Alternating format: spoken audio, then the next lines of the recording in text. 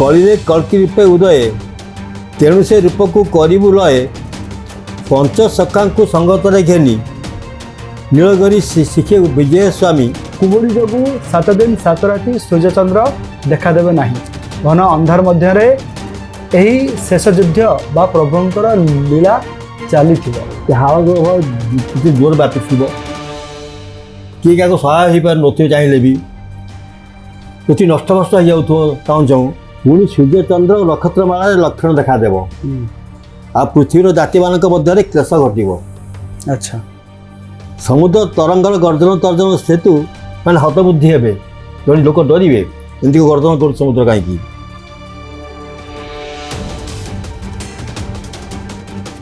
तेज दर्शक बंधु हाथ में अच्छी कल्किला पुस्तक आउ सीधा नजर पकाइबा 251 नंबर पृष्ठा 251 नंबर पृष्ठा कौन प्रमाण दौची सीधा सड़क आपण शुणु तापर बुझेदेवी ए विषय चर्चा भी करवा लेखा अच्छी यही प्राय 7 दिवस राति एका रजनी नाही सिद्ध प्रांति कुहुड़ी अंधार घोटी नही क्या बारण नहिब एणे प्रभुंक महानित्य खेल बाजिब तेणे बाजिब महारण गोल तेबे ये जो पदटे नि जुगाब्धि गीता सामदास जुगाब्धि गीतारू एटा नि पदटी कौन लेखा अच्छी यही शेष युद्ध समय कुहुड़ी जोगु 7 दिन 7 राति सूर्यचंद्र देखादेवे नहीं घन अंधार मध्य यही शेष युद्ध बा प्रभुंकर लीला चली लेखा अच्छी 37 हाथ टुंगी भितर प्रभुंक बसाई भक्त माने 32 बेढ़ा करी प्रत्येक बेढ़ारे 1000 भक्त हिसाब से 32,000 भक्त प्रभुंकु बेढ़ी नाम संकीर्तन करुथिबे आ पाद पूजा मध्य करुथिबे।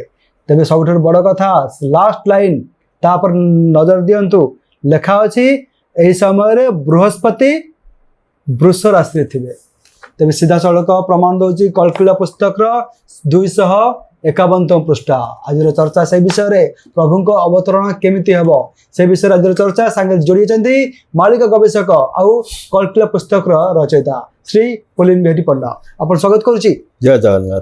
तेबे यही गोटे जो माने गोटे विशेष टॉपिक जोटा आम बाकी रह जाइतला प्रथम थर पाई आम भक्त माने सेटा सुनिबे तेबे कौन कहूँ आपन रिसर्च शुणु आगे आम जा बहुत लोग प्रश्न कर प्रभु आसीगले केत लोग कहते प्रभु आसी ना आसबे ठीक ठीक ठीक प्रकृत तथ्य कौन एवं कल्किला केमती संगठित हम प्रभु केमती करेंगे तार पृष्ठभूमि हाँ पृष्ठभूमिटा हेले आम टपिक जापर न बुझे टपिक आम जापर ना ठीक कथा आप जहाँ भी कहे प्रामाणिक तथ्य अनुसार कहे कहि प्रथम हूँ कथा हूँ जे कल्किला प्रभु को 3 रूप करेंगे 3टा रूप 3 रूप करेंगे 3 रूप माने पिता पुत्र पिता 2 पुत्र देखिए अच्छा 3 रूप प्रभु करेंगे अनादि पुरुष जी जहाँ को बेहू भाई कहते पंचगान कहते अनादि जोगेश्वर बोली महिमा अनंत स्वामी ना देती सी आसबार अच्छे आसी ना किंतु बलभद्र जगन्नाथ बर्तमान नरसर अच्छा खाली से नुहे बलभद्र और जगन्नाथ बहुत अंशवतार नरसर अच्छा अलरेडी आसीगले सब गुप्त भाव अच्छा एवं से प्रभु आसला जो प्रकाश करेंगे क्वेश्चन उठी प्रभु आसवे केमी आसबे जदि आसी ना मनुष्य जन्म ने जन्म नहीं बड़ हे खेल कर आहरी 50 वर्ष लगे खेलवाई ता तो नुहे ना तो प्रभु आसवे केमी अच्छा तार प्रथम आलोचना करवा मुझे आपन को अच्युतर पद्मकल्प टीका गोटे दौची पद हाण घोल भय निश्चय जगते व्यापीब तेते बेले के क्या सहाय रहा बेले दंडे कई न रे आउ नष्ट भ्रष्ट हेब पृथ्वी देखु चाहूँ चाहूँ शून्यरू आरोहण पुणी करेटी प्रभु तेतिकी बेलरे समर करेटी सबू ଏ କହିଲେ ହାଳଗୁଳ ଭାବ କିଛି ଜୋର ବ୍ୟାପିଥିବ, କିଏ କାହାକୁ ସହାୟ ହେଇପାରୁନଥିବ ଚାହିଁଲେ ବି, ପୃଥିବୀ ନଷ୍ଟଭଷ୍ଟ ହେଇଯାଉଥିବ ଚାହୁଁ ଚାହୁଁ, ଗୋଟେ ଜାଗାରେ କେହି ଦଣ୍ଡେ ରହିପାରିବେନି, ରହିଲେ ଭୟ ଅଛି ମୃତ୍ୟୁକୁ। ସେଇଭଳିଆ ସମୟ ଯେତେବେଳେ ଆସୁଛି ପୃଥିବୀକୁ ଆସିବ, ସେଇ ସମୟରେ ପ୍ରଭୁ ଶୂନ୍ୟରୁ ଆରୋହଣ କରିବେ। 10 ପଟଳ ମାଳିକାରେ, ଏ 10 ପଟଳ ମାଳିକା ବହିରେ ଆପଣ ଦେଖନ୍ତୁ ପେଜ୍ 6 ପୃଷ୍ଠା ଲେଖା ଅଛି। 6 ପୃଷ୍ଠା ଦେଖନ୍ତୁ। 6 ପୃଷ୍ଠା। ହଁ। କଳିରେ କଳ୍କି ରୂପେ ଉଦୟ, ତେଣୁ ସେ ରୂପକୁ କରିବୁ ଲୟ, ପଞ୍ଚସଖାଙ୍କୁ ସଙ୍ଗତରେ ଘେନି, ନୀଳଗିରି ଶିଖେ ବିଜୟ ସ୍ୱାମୀ, ସେଇଠାରୁ ଆମ୍ଭେ ଆଜ୍ଞା ପାଇଣ, ଜନ୍ମ ହୋଇବୁ ଦେହ ବହିଣ, କଳାମାନ ରହିଥିବ ଶୂନ୍ୟରେ, ଗୁପତେ ବିହରିବୁ ସଂସାରରେ, କଳ୍କି ରୂପକୁ ହୃଦୟ ସୁମରି, ସ୍ୱରୂପ ବହି ନାରା ରୂପ ଧରି, ଶୁଣ ରାମଚନ୍ଦ୍ର ସୁବର୍ଣ୍ଣ ଦେଇ, କଳ୍କି ରୂପକୁ ଥିବୁ ଅନାଇ, କଳ୍କି ରୂପ ଯେଦିନ ଉଦୟ, ଭିତ୍ତି ଉଦୟ ହୋଇବ ନିଶ୍ଚୟ। ଠିକ୍ ଅଛି। ଏଠି କ'ଣ କହିଲେ ଅଚ୍ୟୁତ? ଆମେ ପ୍ରଭୁ ଜଗନ୍ନାଥଙ୍କର ଆଜ୍ଞା ପାଇକିରି ଜନ୍ମ ହେଇସାରି ପଞ୍ଚସଖା ଜନ୍ମ ହେଇସାରିଥିବୁ, ବୁଝିଲେ, ଏବଂ ଜନ୍ମ ହେଇକିରି ଆମେ ଗୁପ୍ତରେ ଥିବୁ, ଆମ ପାଖରେ ଆମ କଳା ନଥିବ, କଳା ଶୂନ୍ୟରେ ଥିବ, ଆମେ କ'ଣ ହେଇଥିବୁ, କ'ଣ ବିଭିନ୍ନ ରୂପ ବହିକି ଥିବୁ, ଏବଂ କଳ୍କି ରାମକୁ ଅନେଇଥିବୁ। ପୁଣି ଆମ ରାମ କଥା କହିଲେ ପ୍ରଭୁ କଥା ନାଁକୁ, କଳ୍କି ରାମ ହେଉଛନ୍ତି ପ୍ରକୃତ ଅବତାର, କଳ୍କି ଅବତାର ମାନେ ରାମଚନ୍ଦ୍ର ହେଉଛନ୍ତି କଳ୍କି ଅବତାର। ରାମଚନ୍ଦ୍ର, ଜଗନ୍ନାଥ, ବଳଭଦ୍ର 3 ରୂପରେ ପ୍ରଭୁ ଆସିବେ କଳ୍କିଳା କରିବା ପାଇଁ। ରାମଚନ୍ଦ୍ର ଆସିବେ ପିତା ରୂପରେ, ଜଗନ୍ନାଥ ବଳଭଦ୍ର ଆସିବେ ପୁତ୍ର ରୂପରେ। ସେ ତାର ପ୍ରତ୍ୟକ୍ଷ ପ୍ରମାଣ, ସବୁ ପ୍ରମାଣ ଦିଆଯାଇଛି କଳ୍କିଳା ବହିରେ। ଆଚ୍ଛା। କଳ୍କି ରୂପ ଯେଦିନ ଉଦୟ, ଭିତ୍ତି ଉଦୟ ହୋଇବ ନିଶ୍ଚୟ। ଯେଉଁଦିନ କଳ୍କି ରୂପ ବା କଳ୍କି ରାମ ଉଦୟ ହେବେ, ଶୂନ୍ୟରୁ ଆରୋହଣ କରିବେ, ତାପରଠୁ ଭିତ୍ତି ଉଦୟ ହେବ, କୋକୁଆ ଭାବରେ ସୃଷ୍ଟି ହେବ ସଂସାରରେ। ଆମର କଳ୍କିଳା ବହିରେ ଆପଣ ଗୋଟେ ପଢ଼ିଲେ, ଅଳ୍ପ କିଛି ପଢ଼ିଲେ, ତାକୁ ପଢ଼ି ଦେଉଛି ମୁଁ ଆଉ ଥରେ। ଏତେ କ'ଣ ଲେଖା ହେଇଛି ଏ ବିଷୟରେ ବି, ସେଇ 251 ପୃଷ୍ଠ ଲେଖା ହେଇଛି। ପୃଷ୍ଠାରେ ଏଣେ ତ ମହାଘର ଯୁଦ୍ଧ ହେବ, ତେଣେ ଶ୍ରୀଗୁରୁଙ୍କ ଖେଳ ଆରମ୍ଭ, କଳି ସଂହାରକୁ ହେବେ ଉଦୟ। ଏଠି ଲେଖା ହେଲା ଉଦୟ ହେବେ ପ୍ରଭୁ, ଜନ୍ମ ହେବେନି। ରାସ ଲୀଳା ଲାଗିବ ସତ୍ୟ, ଆଜ୍ଞାରେ ବିଶ୍ୱକର୍ମା ଚଳିଯିବ, 30 ହାତ କୁଞ୍ଜ ଭିଆଇବ, 37 ହାତକୁ 33 ବେଡ଼ା, ବିଜୟ କରିବେ ଗୁରୁ ସ୍ୱାମୀ ବୁଢ଼ା। ଆଚ୍ଛା। ପ୍ରଭୁ ବୃଦ୍ଧ ରୂପରେ ଆସିବେ, ଉଦୟ ହେବେ ବୃଦ୍ଧ ରୂପରେ ଲୀଳା କରିବେ, ଏବଂ ଶିଷ୍ୟ ତାଙ୍କ ପାଇଁ ଗୋଟେ 30 ହାତ ଉଚ୍ଚର ମାନେ 45 ଫୁଟ ଉଚ୍ଚର ଗୋଟେ ପଞ୍ଚା ତିଆରି ହେବ। ତାପରେ ପ୍ରଭୁ ବସିବେ, ଚାରିପଟେ 30 ବେଢ଼ା କରି ଭକ୍ତ ବଢ଼ିବେ। 1000 ପ୍ରତି ବେଢ଼ା 1000 ନ୍ୟାୟ ଭକ୍ତ, 30,000 ଭକ୍ତ ପ୍ରଭୁ ଘେରିକି ଥିବେ। ନମ ସଂକୀର୍ତ୍ତନ ଚାଲିଥିବ, ରାସ ଚାଲିଥିବ, ପ୍ରଭୁ ଏଠି ବସିଥିବେ। କିନ୍ତୁ ଇଆଡ଼େ ଯୁଦ୍ଧ ଚାଲିଥିବ, ସଂହାର ଚାଲିଥିବ, ଦି ଭାଇ କରୁଥିବେ। ଏଇ ହେଉଛି ଆପଣଙ୍କର ମୁଖ୍ୟ ଜିନିଷ ଆପଣ କଳ୍କିଳାର। ତାକୁ କିଏ ବୁଝୁନାହାନ୍ତି, ସେ ହେଉଛି ଅସୁବିଧା। ଯାହା ଆପଣଙ୍କର ଇଏ ବୁଦ୍ଧଦେବଙ୍କର ଗ୍ରନ୍ଥ, ତାର ବିଭିନ୍ନ ଗ୍ରନ୍ଥ ଅନୁସାରେ ବୁଦ୍ଧ ଲେଖା ଅଛି। ବୁଦ୍ଧଦେବ, ଏଥିରେ ପ୍ରମାଣ ଅଛି ମୋର, ବୁଦ୍ଧଦେବ ବିରଜା କ୍ଷେତ୍ରରେ ଜନ୍ମଗ୍ରହଣ କରିବେ ଆଉ ଥରେ। ଆଚ୍ଛା। ତାହେଲେ ଆମର ଲେଖା ହେଲା ଏଥିରେ ବିରଜା କ୍ଷେତ୍ରରେ ଜନ୍ମଗ୍ରହଣ କରିବେ। ବତ୍ସହାର ଲେଖିଲେ ବିରଜା କ୍ଷେତ୍ରରେ ପ୍ରଭୁ ଜନ୍ମଗ୍ରହଣ କରିବେ। ବିନା କୌଣସି କାମନାରେ କର୍ମ କର। ଆଚ୍ଛା। କାମନା ବିହୀନ ହେଇଯାଅ, କୌଣସି କାମନା ମନେ ରଖନି, ତାହେଲେ ତୁମର ସୁଖ ପାଇବ। କାମନା ହେଉଛି ଦୁଃଖର କାରଣ, କାମନା ସାରିଗଲେ ଦୁଃଖ ରହିବ। ସେ କହିଥିଲେ ସଂସାର ଦୁଃଖମୟ, ଦୁଃଖର କାରଣ ରହିଛି, ଦୁଃଖର କାରଣ ହେଉଛି କାମନା, କାମନାର ବିନାଶରେ ଦୁଃଖର ବିନାଶ। ସିଧାସଳଖ ଆମର କର୍ମଯୋଗ, ଗୀତାର କର୍ମଯୋଗକୁ ପଢ଼େଇଲେ ପାଠ, କିଛି କରିବା ଦରକାର ନାହିଁ। ପ୍ରଭୁ ମାନନି, ପ୍ରଭୁ ନାହାନ୍ତି, ଛାଡ଼, କେହି ପ୍ରଭୁ ନାହାନ୍ତି, ତୁମେ କାମନା ବିହୀନ ହେଇଯାଅ। ମୁଖ୍ୟର ମେନ୍ ହେଉଛି ରୂପ ହେଉଛି ସେଇଟା।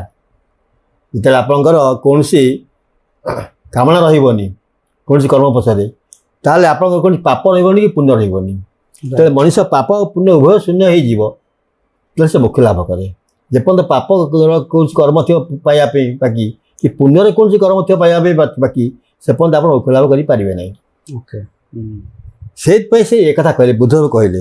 ଏବଂ ଯେହେତୁ ମହିମା ଗୋସ୍ୱାମୀ ବୁଦ୍ଧଦେବଙ୍କର ନେକ୍ସଟ ଅବତାର ହେଇକି ଆସିଲେ, ସିଏ ବି ସେୟା କହିଲେ ଏବଂ କାହିଁ କହିଲେ ତା ବିଧାନ ଅଛି ଆପଣ ଦେବି ମୁଁ ପ୍ରମାଣ ଦେବି ତା ଆଗରୁ ପ୍ରଭୁଙ୍କ ବିଷୟରେ ବିଧାନ ଲେଖା ହେଇଛି ପ୍ରଭୁ ଏହା କରିବେ ବୋଲି ଆଚ୍ଛା ତା ପ୍ରମାଣ ମୁଁ ଦେବି ଆମେ ଗୋଟେ କରିବା ଗୋଟେ ଏପିସୋଡ ସେଇ ଉପରେ କରିବା ଠିକ ଅଛି এটা প্রমাণ ଅଛି যেটাକୁ ଆପଣ କହୁଛନ୍ତି ମହିମା ଗୋସ୍ୱାମୀ ହେଉଛନ୍ତି ବୁଦ୍ଧଦେବଙ୍କର ନେକ୍ସଟ ଅବତାର ହଁ ଅଛି ଏଇ ବହିରେ ପ୍ରମାଣ ଅଛି ଅଛି ୟାର ଏଇ ବହିରେ ଅଛି ଠିକ ଅଛି ତାହେଲେ ତାପରେ ଦେଖିବା ଆମେ ଯେ ଦେଖନ୍ତୁ ଏଠି ସରିଲା ଏଠି ଆଉ ଗୋଟେ ଜିନିଷ କହିଲେ ସିଏ ଯେ ଆମେ କଳ୍କି ରୂପକୁ ହୃଦୟ ସମୁରିକିରି ହୃଦୟ ଧରିକି ପଞ୍ଚସଖା ଯାକ ପଡ଼ି ରହିଥିବୁ ଗୁପ୍ତରେ ରହିଥିବୁ ପ୍ରଭୁ ଆସିଲେ ଆମେ ଆମକୁ ନିଜକୁ ପ୍ରକାଶ କରିବୁ ଆଚ୍ଛା ବର୍ତ୍ତମାନ ଯେଉଁମାନେ ପ୍ରକାଶ କରୁଛନ୍ତି ମୁଁ ଗଚ୍ୟୁତ ମୁଁ ଅମୁକ ମୁଁ ସମୁକ ମୁଁ କଳ୍କି କରୁଛନ୍ତି ମାନେ ପ୍ରଭୁଙ୍କୁ ତା ଦ୍ରୋହୀ ହେଉଛନ୍ତି ପଞ୍ଚସଖା ସେମାନେ ମାନୁନାହାନ୍ତି ପଞ୍ଚସଖା ବାକ୍ୟକୁ ସେମାନେ ମାନୁନାହାନ୍ତି ତ ପଞ୍ଚସଖା ପାଖରେ ଦ୍ରୋହୀ ହେଉଛନ୍ତି ପ୍ରଭୁଙ୍କ ପାଖରେ ଦ୍ରୋହୀ ହେଉଛନ୍ତି ତାର ଗୋଟେ ଉଦାହରଣ ଦେବି ସେମାନେ କ'ଣ ହେବ ତାଙ୍କ ପାଇଁ ବିଧାନ ଅଛି ତାର ଗୋଟେ ଉଦାହରଣ ମୁଁ ଦେବି ଆଜି ଠିକ ଠିକ ତାହେଲେ ଯେତେବେଳେ ପ୍ରଭୁ ଆସିବେ ସେତେବେଳେ କ'ଣ ସବୁ ଘଟୁଥିବ କିଛି ଅବସ୍ଥା କ'ଣ ଥିବ ସେତେବେଳେ ଲେଖା ଅଛି ଆପଣଙ୍କର ବାଇବେଲ ଲେଖା ଅଛି ଓଡ଼ିଆଟା ପଢ଼ି ଦେଉଛି ଲ୍ୟୁକ୍ ବୋଲି ଜଣେ ତାଙ୍କର ଥିଲେ ଲୁକ୍ର ତାଙ୍କର 21 ନମ୍ବର ଇଏରେ ଲେଖା ଅଛି ପୁଣି ସୂର୍ଯ୍ୟଚନ୍ଦ୍ର ଓ ନକ୍ଷତ୍ରମାଳାରେ ଲକ୍ଷଣ ଦେଖାଦେବ ଆଉ ପୃଥିବୀର ଜାତିମାନଙ୍କ ମଧ୍ୟରେ କ୍ଲେଶ ଘଟିବ ଆଚ୍ଛା ସମୁଦ୍ର ତରଙ୍ଗର ଗର୍ଜନ ତର୍ଜନ ସେତୁ ମାନେ ହତବୁଦ୍ଧି ହେବେ ଲୋକ ଡରିବେ ଏମିତି ଗର୍ଜନ କରୁଛି ସମୁଦ୍ର କାହିଁକି ପୁଣି ଜଗତ ଉପରେ ଆସୁଥିବା ଘଟଣା ସବୁକୁ ଅପେକ୍ଷା କରି ଲୋକମାନେ ମୂର୍ଚ୍ଛିତ ହେବେ କାଳେ ସମୁଦ୍ର ମାଡ଼ି ଆସିବ ଅମୁକ ଡରରେ ଲୋକ ମୂର୍ଚ୍ଛା ହେଇଯିବେ କାରଣ ଆକାଶର ସମୂହର ଶକ୍ତି ସମୂହ ବିଚଳିତ ହେବ ଆକାଶ ଶକ୍ତି ବିଚଳିତ ହେବ ସେତେବେଳେ ଲୋକେ ମନୁଷ୍ୟ ପୁତ୍ରକୁ ମହାପରାକ୍ରମ ମହାମହିମା ସହ ମେଘରେ ଆଗମନ କରିବା ଦେଖିବେ କିନ୍ତୁ ଏ ସମସ୍ତ ଘଟଣା ଆରମ୍ଭ ହେଲେ ତୁମେମାନେ ଉର୍ଦ୍ଧ୍ୱ ଦୃଷ୍ଟି କର ମସ୍ତକ ଉତ୍ତୋଳନ କର ଯେହେତୁ ତୁମମାନଙ୍କର ମୁକ୍ତି ସନ୍ନିକଟ ଏଇଟା କହିଲି ମୁଁ ଡରିବାର ନାହିଁ ପ୍ରଭୁ ଆସିଛନ୍ତି ତମକୁ ମୁକ୍ତି ଦେବା ପାଇଁ ତମକୁ ରକ୍ଷା କରିବା ପାଇଁ ତେଣୁ ତ ଡରିବାର କିଛି ନାହିଁ ମାତ୍ର ସେହି ସମୟର କ୍ଲେଶ ଉତ୍ତାରେ ଅକସ୍ମାତ୍ ସୂର୍ଯ୍ୟ ଅନ୍ଧକାରମୟ ହେବ ଚନ୍ଦ୍ର ଆଲୋକ ଦେବ ନାହିଁ ପୁଣି ନକ୍ଷତ୍ରମାଳା ସବୁ ଆକାଶରୁ ସ୍ଖଳିତ ହେବେ ମାନେ ଉଲ୍କାପାତ ହେବ ଆକାଶମଣ୍ଡଳ ଶକ୍ତି ସମୂହ ବିଚଳିତ ହେବେ ସେତେବେଳେ ଆକାଶରେ ମନୁଷ୍ୟ ପୁତ୍ରଙ୍କର ଲକ୍ଷଣ ଦେଖାଯିବ ପୁଣି ସେ ସମୟରେ ପୃଥିବୀର ସମସ୍ତ ଗୋଷ୍ଠୀ ବିଳାପ କରିବେ ଏବଂ ମନୁଷ୍ୟ ପୁତ୍ରଙ୍କୁ ମହାପରାକ୍ରମ ମହାମହିମା ସହ ଆକାଶ ମେଘମାଳାରେ ଆଗମନ କରିବା ଦେଖିବେ ଇଏ ଆଉ ଜଣେ ସେଣ୍ଟ କହିଲେ ମାଥ୍ୟୁ ବୋଲି ଜଣେ କହିଲେ ସିଏ ବି ସେୟା ଲେଖିଲେ କୋରାନରେ କ'ଣ ଲେଖା ହେଲା ମୁଁ ପୃଥିବୀ ସ୍ୱର୍ଗରେ କୁଲକ୍ଷଣ ଦେବି ଯାହାଦ୍ୱାରା ସେଠି ରକ୍ତ ଅଗ୍ନି ଧୂଆଁରେ ପୁରିଯିବ ଧୂଆଁରେ ଚାଲିଥିବ ଅଗ୍ନି ମାନେ ବୋମା ମାଡ଼ ହେଉଥିବ ତାର ଧୂଆଁ ବାହାରୁଥିବ ଧୂଆଁରେ ଭର୍ତ୍ତି ହେଇଥିବ ବ୍ୟବସ୍ଥା ଥିବ ସେତେବେଳେ ପ୍ରଭୁଙ୍କର ଆଗମନର ସେହି ଭୀଷଣ ଦିନ ପୂର୍ବରୁ ସୂର୍ଯ୍ୟ ଅନ୍ଧକାର ହୋଇଯିବ ଏବଂ ଚନ୍ଦ୍ର ଲାଲ ବର୍ଣ୍ଣ ହେଇଯିବ ଏ ଗୋଟେ ଲକ୍ଷଣ ଜାଣିବ ଯେ ପ୍ରଭୁ ଆସିବା ସମୟ ହେଇଗଲା ପୁରାଣ ଲେଖା ହେଇଛି ଇମାମ ମେହେନ୍ତି ଆସିବା ଆଗରୁ 2 ଲକ୍ଷଣ ଦେଖାଦେବ ଯାହା ପୃଥିବୀ ଓ ସ୍ୱର୍ଗ ତିଆରି ହେଲା ବେଳେ ଦିନ ହୋଇନାହିଁ ରମଜାନ ମାସର ପ୍ରଥମ ଦିନମାନଙ୍କରେ ଚନ୍ଦ୍ରଗ୍ରହଣ ହେବ ଓ ମଧ୍ୟଭାଗରେ ସୂର୍ଯ୍ୟ ପରାଗ ହେବ ଯୋଉଟାକି କେବେ ଆଗରୁ ହେଇନଥିବ ଆଗକୁ ହେଇନି ଶୁଣନ୍ତୁ ଆପଣଙ୍କର 1901 ଧରି 19 କହୁଛି 2005 ମସିହା ପାଖାପାଖି ମୋର ଇୟର୍ଟା ମନେ ପଡ଼ୁନି ଗୋଟେ ବର୍ଷ ରମଜାନ ମାସରେ ପଡ଼ିଥିଲା ସୂର୍ଯ୍ୟଗ୍ରହଣ ପରାଗ ଚନ୍ଦ୍ରଗ୍ରହଣ ପଡ଼ିଥିଲା ଗୋଟେ ମାସ ଭିତରେ 2005 କଥା ଆପଣ କହୁଛନ୍ତି ଏବଂ ଆଗକୁ ପଡ଼ିବାର ଅଛି ଆଚ୍ଛା କହନ୍ତି ଅନନ୍ତ ସୁରରେ ବାରଙ୍ଗ ଛଇ ଛପନର ଖେଳ 16 ଗଣ୍ଡା ମିଶାଇ ଦେଲେଠୁ ପୃଥିବୀ ହୋଇବ କନ୍ଦଳ ଲେଖା ହେଲା ପ୍ରଭୁ ଆସିଲା ଯୁଦ୍ଧ ଚାଲିଥିବ ଯୁଦ୍ଧ ଆରମ୍ଭ ହେଇଯାଇଥିବ ଲୋକମାନେ ଭୟଭୀତ ହେଇଥିବେ ସେ କେବେ ହେବ ଏଠି ପ୍ରଭାବ ଦେଲେ ସିଏ ଶିଶୁ ଅନନ୍ତ ଯେ 6 ଆଉ 16 ଗଣ୍ଡା ମିଶାଇ ଦେଲେ ଯେଉଁ ସଂଖ୍ୟା ବାହାରିବ ଅଙ୍କ ବାହାରିବ ସେ ଅଙ୍କରେ ହେବ ଏଇଟା 16 ଗଣ୍ଡା 64 ପ୍ଲସ୍ 6 70 ରଜାଙ୍କ 70 ଅଙ୍କ ମାନେ 2026 ମସିହାରେ ଏଇଟା ହେବ ଅନ୍ୟ ପ୍ରମାଣ ଅଛି ତାଙ୍କର ପ୍ରଭୁଙ୍କର 26 ଷ୍ଟେଟ୍ ପ୍ରମାଣ ଦେଇଛନ୍ତି 26 ବୋଲି ହଁ ଅଗାଧ ସାଗର ସମୁଦ୍ର ଆସିବ ଖଣ୍ଡଗିରି ଦେଖିଯିବ ପର୍ବତ ପରାଏ ସେ ସାଗର ରାଜା ଲହଡ଼ି ଘେନି ଆସିବ। ଭକତ ସକତ ହୋଇ ନ ବସିବେ ଜଳ ଚାରିପାଶେ ଯିବ। ଶ୍ରୀରାମ ତାରକ ମନ୍ତ୍ର ଯେଉଁ ଜନ ଅନୁକ୍ଷଣ ଜପୁଥିବ। ଏଇଟା ଏଇ ଭୁବନେଶ୍ୱର ଖଣ୍ଡଗିରି କଥା ଲେଖା ହଁ ହେଇଛି ନା? ଭୁବନେଶ୍ୱର ଖଣ୍ଡଗିରି। ଆଚ୍ଛା। ଯେତେବେଳେ ଏସବୁ ଜିନିଷ ହବ ପର୍ବତର ଉଚ୍ଚାରେ ପାହାଡ଼ ମାଡ଼ି ଆସିବ, ଯୋଉ ପାଣି ମାଡ଼ି ପାଣି ଆସିବ। ଆସିବ। ଏଇଟା ହେଉଛି ଆପଣଙ୍କର ସବୁ ଆସିଲା ପରେ ଶେଷ କାଳ ବେଳକୁ। ଏଠି ଆପଣଙ୍କର ଭକ୍ତକୁ କେମିତି ରକ୍ଷା କରିବେ ପ୍ରଭୁ ସେ ବିଷୟ ଦିଆଗଲା। ସମୁଦ୍ର ମାଡ଼ି ଆସିବ, ସବୁ ହବ, କିନ୍ତୁ ଯେଉଁଠି ଲୋକ ବସିଥିବେ ଭକ୍ତମାନେ ତା ଚାରିପାଖେ ଜଳ ମାଡ଼ି ଚାଲିଯିବ, ତାକୁ ମାଡ଼ିବନି। ଯେ ରାମ ତାରକ ମନ୍ତ୍ର ଜପୁଥିବ ସେ ରକ୍ଷା ପାଇବ। ଆଚ୍ଛା। ଏହା ଲେଖିଲେ କିଏ ଅଚ୍ୟୁତ ଲେଖିଲେ ସେ ମନ୍ତ୍ରଟି କ'ଣ ଆପଣ ଜାଣିଛନ୍ତି? ନ ଯାଏ କହିବି ତମକୁ ପଛରେ। ତେଣୁ ଭକ୍ତକୁ ପ୍ରଭୁ ଯାହା ଲେଖିଛନ୍ତି ଆପଣଙ୍କର ସଂସକାମାନେ ଦେବୀମାନଙ୍କୁ ଗଣି ଗଣିକି ଦେବେ, ଜିମା ଦେବେ। ଜିମା ଦେବେ। ଆଚ୍ଛା। କାହାକୁ କେତେ ଭକ୍ତ ଜିମାରେ ଏତିକି ଭକ୍ତ ଦିଆଗଲା, ତମେ ମତେ ଏତିକି ଭକ୍ତ ଗଣିକି ଦବ। ଆଚ୍ଛା। ପ୍ରଭୁଙ୍କ ଭକ୍ତ ଅକ୍ଷୟ ଅଟନ୍ତି।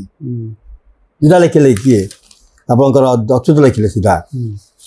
ପ୍ରଭୁଙ୍କ ଭକ୍ତ ହଉଛନ୍ତି ଅକ୍ଷୟ, ତାଙ୍କୁ କ୍ଷୟ କରିପାରିବନି। କରିପାରିବ ନାହିଁ। ପ୍ରଭୁଙ୍କ ଭକ୍ତ ଅକ୍ଷୟ ଅଟନ୍ତି, କାନ୍ତାନି କିସ କରିବେ। କୃଷ୍ଣ ନାମ ଶୁଣି ମୁଖରେ ସେ ଭଣି ଦେବୀ ଦୂରୁ ଚାଲିଯିବେ। ଯେ ସଦାବେଳେ ମୁଁ କହୁଥିଲି, ସଦାବେଳେ ଯେ ହୃଦୟରେ ପ୍ରଭୁଙ୍କ ନାମ ଜପ କରୁଛି, ଯଦି କିଏ ଆସିଲା ଗୋଟେ ଖରାପ ଶକ୍ତି ଆସିଲା ପାଖକୁ ତୁମକୁ ହାର୍ମ କରିବା ପାଇଁ, ଆଘାତ ଦେବା ପାଇଁ, ସେ ଜାଣିପାରି ପଳେଇବ, ଆସିପାରିବନି ପାଖକୁ। ମନ୍ତ୍ର ଯନ୍ତ୍ର ସାଧନ ଭଜନ ପୁରୁତା ଗ୍ରନ୍ଥ ପଢ଼ିବେ, ପୁରାଣ ଗ୍ରନ୍ଥ ପଢ଼ିବେ, ଭକତ ସେବନ ନାମ କୀର୍ତ୍ତନ କରି କଳୁଷ ଆସିବେ। ଏ ନବଦା ଭକ୍ତ କଥା ଦିଆଗଲା, ଯେଉଁଟା ହେଲେ ତୁମେ ଗୋଟେ କଲେ ଚଳିବ। ଏମନ୍ତ ବିଧାନ ଆଚରଣ ଜନ ଦେବୀ ପାଖକୁ ନ ଯିବେ, ଗୁରୁ ଦଣ୍ଡବତ କରି ଭୂମିଗତ ଭକ୍ତଙ୍କୁ ଦେଖି ଡରିବେ। ଦେବୀମାନେ ତୁମକୁ ମୁଣ୍ଡିଆ ମାରିକି ପଳେଇବେ, ତୁମର କିଛି କ୍ଷତି କରିପାରିବେନି। ତୁମ୍ଭେ ଅଷ୍ଟଦେବୀ ଆମ୍ବ ସେବା ସେବୀ, ଆମ୍ବ ବଚନ ଘେନିବ। ମୋ ଗହଣ ଦଳ କେତେ କୋଠ ଦଳ ସାଇତି ଯତ୍ନ ରଖିବ। କଳ୍କି ଅବତାରେ ବାରଣ ବେଳେ ଗଣିତା କରିଣ ନେବ। ମୋ ଭକ୍ତ ଯେମନ୍ତେ ବିଭ୍ରମ ନହିବେ ଯତ୍ନେ ସାଇତି ରଖିବ।